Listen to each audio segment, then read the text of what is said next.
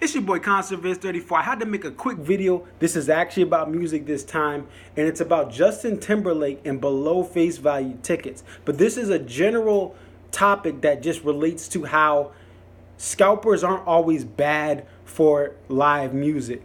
Now, I'm not going to go to the show. Justin Timberlake's cool. He's a great performer, but his album is trash. The new album is forgettable. And while he's a great performer, I just don't feel like it's worth the money to see him perform all these songs from a mediocre album.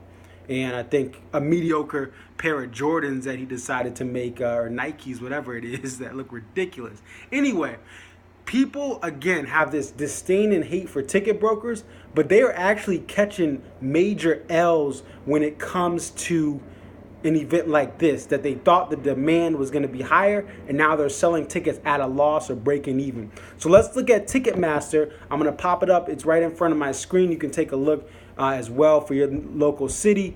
Tickets to get into Justin Timberlake in Boston for the 4th are starting off at $55 plus fees. So that's, a considerable amount of money to be at the last row of the TD Garden. But on StubHub, before fees, there's tickets for $24.75 just to get in to the balcony. And then when I click on showing everything plus fees, because they got all those variable rates now and everything, $32.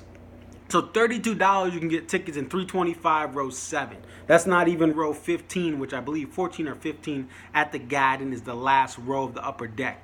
That means that these ticket brokers are actually having a better deal for tickets than the primary. Because again, while there are many times you get screwed over and you pay above face, this time the demand, they took the risk and they're assuming a loss when they're flipping these tickets now because the demand wasn't as high. And also Timberlake, to his credit, is doing multiple shows in cities like Boston to help more fans to get access to this. Here's where it gets crazier. We go to Sunday, April 8th, and we have the Bell Center in Canada. Let's say you live in upstate New York. Let's say you live in New York City.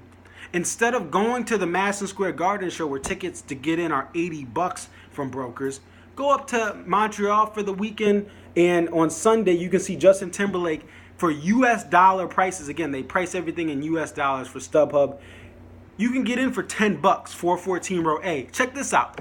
Getting on the floor for Justin Timberlake, US dollars again, $49 for a floor general admission ticket just to get into the floor. It starts at $49, and then the lower level sections are $100 because you're guaranteed that elevation.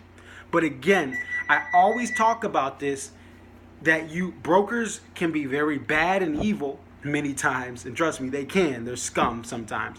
But when they assume risk for events like this, and like Jay-Z, when he had tickets below face values in non-traditional large markets or popular markets, so JT's not popping off in Montreal like he is in New York City, you get a great deal. And even in a big market like Boston, where there are tons of kids who grew up listening to NSYNC and love JT with his solo stuff, you get a great deal. So again, check this out.